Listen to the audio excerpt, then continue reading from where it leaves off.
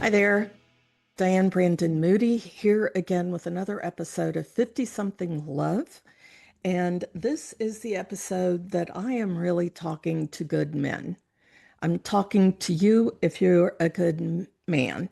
If every time you hear another story of men somehow abusing women or assaulting women, and you're saying, but I'm not one of them, I want you to take a minute and listen so you know how you can be more of an advocate for the single women over 50 if you're a single guy over 50, or if you're a guy a little younger and you're interested in women over 50 because that's your type. So I am going to be looking at my notes a couple of times here and there because I want to make sure I get all of this in.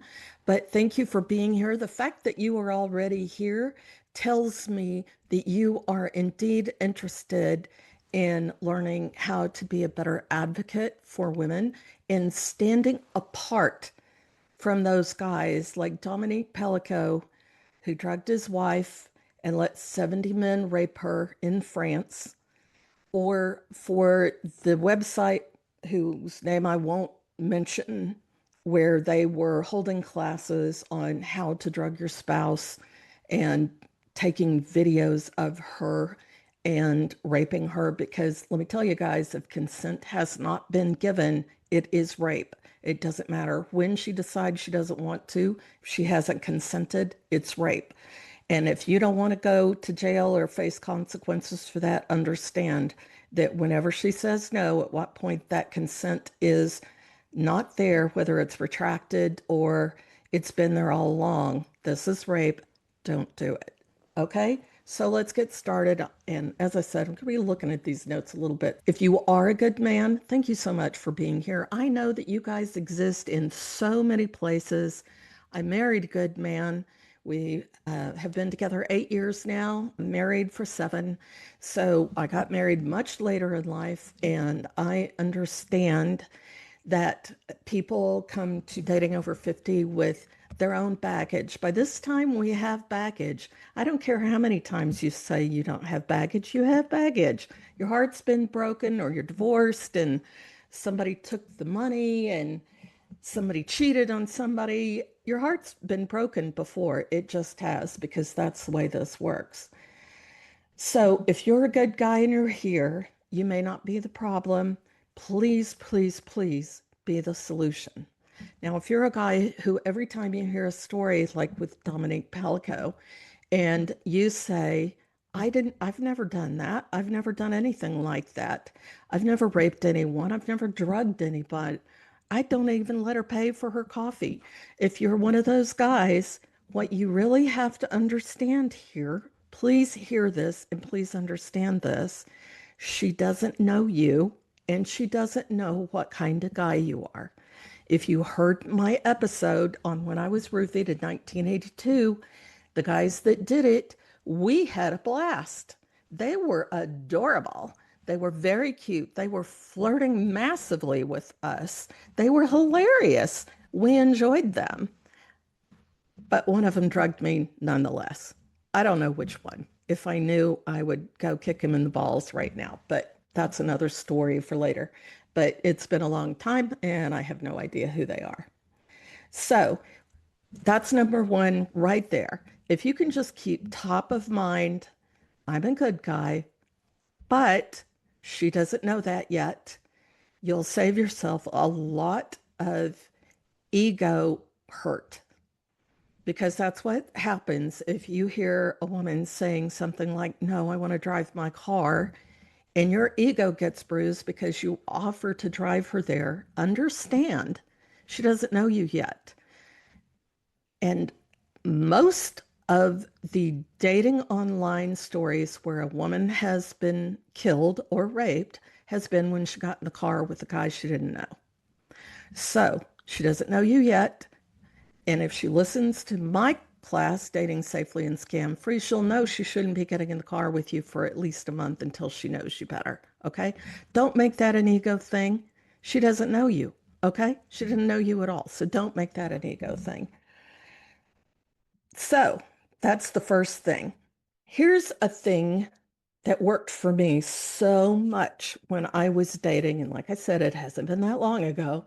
When I was dating, if I was setting up a date with a guy or he was setting it up with me, and he would say, I would love to pick you up, but I understand women feel the need to take care of themselves. So how about I meet you at blah, blah, blah, blah. You have no idea how sexy that is right there. That is a sexy way to talk because this is somebody who understood, and again, didn't let his ego get in the way. He understood why I needed to protect myself, and he just made it a matter of fact thing. He said, I would really love to pick you up, but I understand why that's not a good plan for you.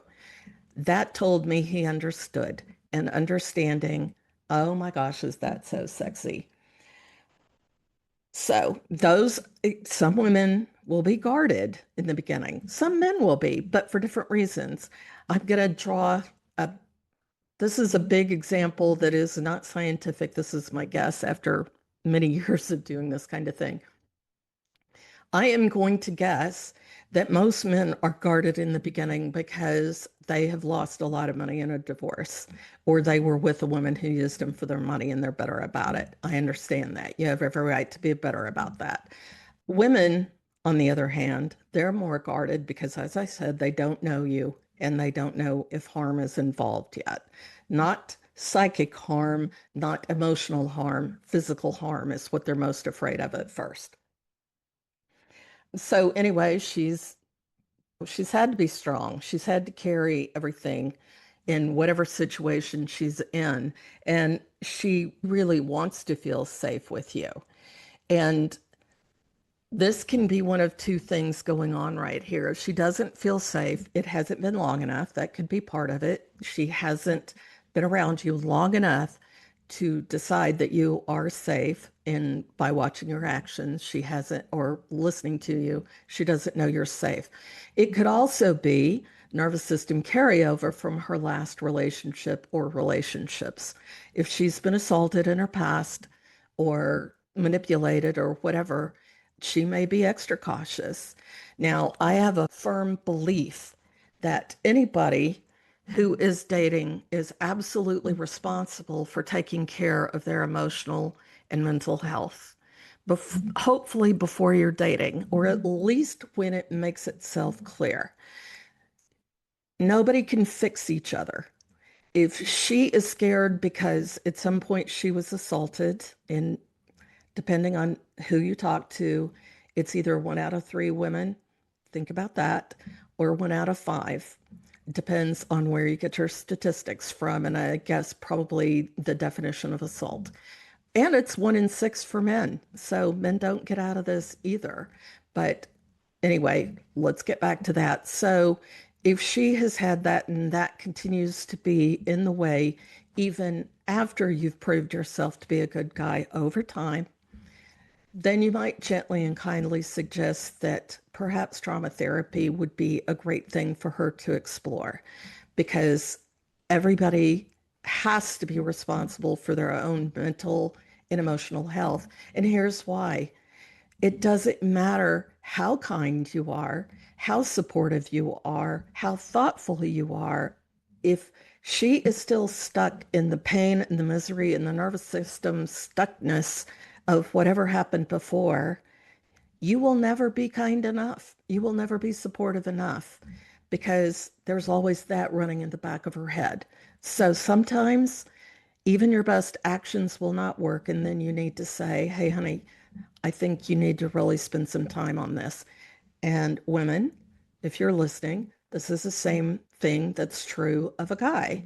If a guy, after you've proved over time that you're a good person, you treat him well, you're not after his money, blah, blah, blah, blah, and he's still scared because he's tarring you with the brush of his ex or exes, then it may be time for you to say, honey, you got to get some help here because I can't help. I can't fix you. Only you can fix you. Only you and the help of a professional can help you. So this is what's very important. And I will take a side journey here just a little bit to talk about the male loneliness epidemic. It's real. I know it's out there. I know men are lonely, but men, nobody can do this for you. Nobody. Nobody can. You can't date a woman enough who's perfect. You can't drop everything you've been doing enough. You need some help out in the real world. You need to be social. You need to go work out. Listen to Scott Galloway on this. He's amazing. Everything he says on this is absolutely amazing. And I will not discount that it's not true. In the last 6 years since COVID, probably even before that, since cell phones, but let's pretend it's COVID. We've become more insular as a country. We stay at home. We don't go out. We don't interact with our friends. We stay home and watch TV or we play video games or whatever it is that you're doing.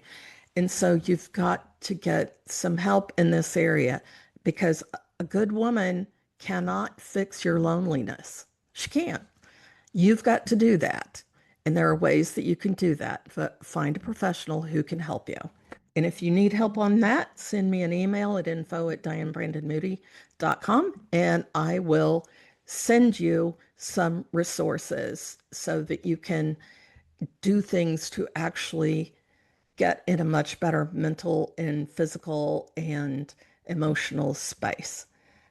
And that's men or women. I am not a trauma therapist. I'm a dating coach. I will help you find the person of your dreams and help you how to do that. But I am not a trauma therapist, nor will I even try. That would be hugely unethical for me to do, and I just won't. So let's get back on track here. I love it when I just go off the rails. So, yeah, that is the main thing is when you find a woman and she feels safe physically, emotionally, and mentally. And how she does that is when you show up consistently, when your words and actions match consistently over time, she starts feeling safe.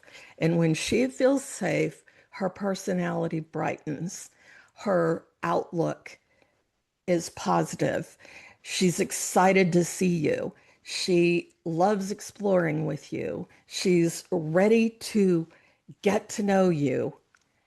And it's a whole different world, but it won't happen until she feels physically, mentally, spiritually, emotionally safe. And that comes first. So that means, like I said, as an example, if she tells you on a first, second, or third date, thank you for the offer to drive me. I would prefer to meet you there. Please don't make that an ego thing. Just tell her thanks. You understand that. You're looking forward to meeting her. If she says no to sex on a first, second, or third date, then you can say, I understand that. Thank you very much for quantifying. Now, I coach my clients that at some point around the third date, they ought to be able to at least tell you when they might be safe for sex. It may not be the third date, it may be later. And you guys can come at that decision together. And if you're the guy who says, nope, by the third date, if it doesn't happen, I'm leaving, that's fine. Just make it clear early on. But otherwise, don't bring up sex in any conversations until the third date. Please don't do that. What women hear when you start talking like that is you only care about me because of sex and what I could do for sex, and you'll be gone out the door after that's over. Statistically, that's what happens. You may not have done it, but statistically, that's what happens. So, these good men, if you're women and you're listening to this because you listen to a whole lot of things I do, and you're saying, where do I find these? Well, we go over that in my Simply Irresistible program, which will be starting again soon. I'm so excited about that. It's a lot of fun. So, anyway, I'm going to get back to that when I say that when a guy says regarding sex or intimacy or picking you up or anything, going to his place, if she says, I'm not ready for that, and you say, of course, take your time, that is not only good information, but it's sexy as hell. It just is. It is. It's a sexy thing because what she hears is he likes me enough to be willing to wait on something. That's huge because most of them aren't. Scott Galloway, the guy who does so much online about the male loneliness epidemic, says men have to swipe 200 times to even get a reply for a date. And the implication is, of course, that women don't have this problem. Well, the top 1% of really hot women at a certain age probably don't have that problem. But for the rest of us, it's we may get messages, but they're usually offers for sex, like now, let's get together now, come over now, it's 11 o'clock at night, come over now. What would it hurt you? Let's just do that. Or it's eggplant emojis or something like that. It's not like we get a lot of serious contenders that early on. Statistically, no, we don't. We get a lot of garbage. Men may not get anything, but women get a lot of crap. So take that out of your head as being an accurate statistic because it's not. So some women may warm up slowly. Now, I still believe she owes you good manners. If she just doesn't show up because she's scared, that's not cool. Unless you've done something really egregious, that isn't cool. She should communicate with you and say, hey, look, I'm just not feeling it today. But she needs you to be transparent too in what you're thinking and what you're feeling. Offer your last name before she asks, knowing full well that she'll probably do a Google search on you to see where you are. When you're asking for a date, make sure it's a public place with people milling around so she doesn't have to feel like she's looking over her shoulder with everything. It doesn't have to be an expensive date. I personally think if a guy does dinner that's sexy as hell, it's amazing when they do that. I understand we're in a weird financial situation in this country right now, and that may not be in your budget, especially with a lot of people. So do an ice cream and a walk around a shopping center or something like that out in public, not out in the wilderness, out in public, and offer to get it for her. Because again, that's sexy. That isn't about women just looking for your money. What that's about is you are being chivalrous by offering to do something for her. And that's sexy. It just is. If she has to get her own ice cream, it doesn't necessarily mean a no. And she may even insist on it because she's used to the last five guys trying to use her. You can ignore that if that happens.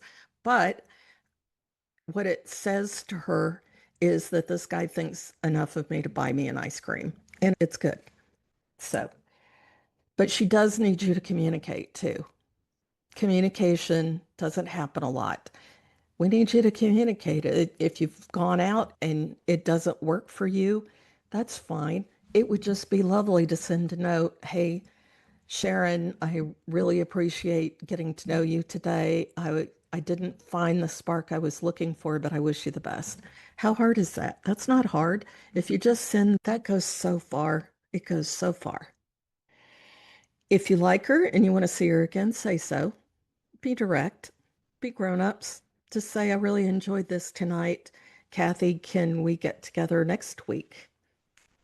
And that ought to give you some information. If she says it didn't really work for me, then what's the harm? You may feel a little bit of an ego bruise, but at least what you're finding is you're finding sooner rather than later that it's not working. Now, there are people, this happens in both man world and women world, where the person will say, oh, sure, let's do it, and then never return another message. That's a weenie way to be. Don't do that. Men or women, don't do that. It's a really cowardly thing to do. So, how you can also, men, how you can also be advocates for women. And this matters when she's not even there. If you're out at dinner with your guy friends, your bros, you're out grabbing a craft beer on the weekend or something, and people start with really pathetic jokes, saying pretty horrible things about the woman they just went out with, don't respond. You don't need to give a speech to them or anything, but saying, dude, not funny. That's good enough. This is how you help us be safe in the world is by letting somebody know that horrible joke, that's not funny. You would do it for your friends, I hope, that tell a horrible racist joke. If they tell a racist joke in front of you, dude, not funny. Tells everything about who you are. I once declined a date with a guy. We were getting along so well on the phone, enjoying the conversation. And then he stopped with some horrible racist joke. And I said, yeah, sorry, we're not a match. And that was the end of that. So don't, just don't put up with that stuff.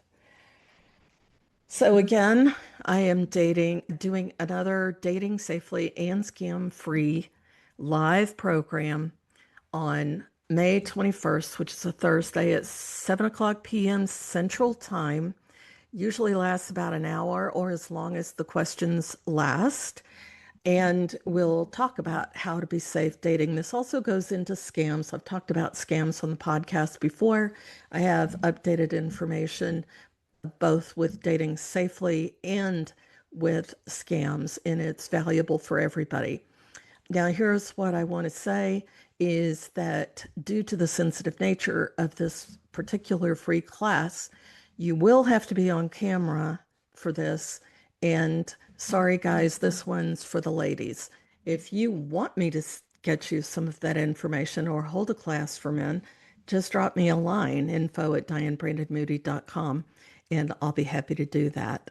So thanks again for letting me go through all of this, telling you about how to be an advocate for women in these days when women are just absolutely scared between the website, the French story, Telegram, losing millions. Don't get me started. I know at least 3 people who have lost $160,000 between them. These are actually people I know, not some out there person. So I'm going to be teaching you how to avoid all of that in this AI-driven world. And I appreciate your listening. If anything has helped you, please forward this podcast episode to another guy friend of yours or to a woman that you know is dating. Please send it to them because this is important information. And I'd love to see you all then. Bye-bye.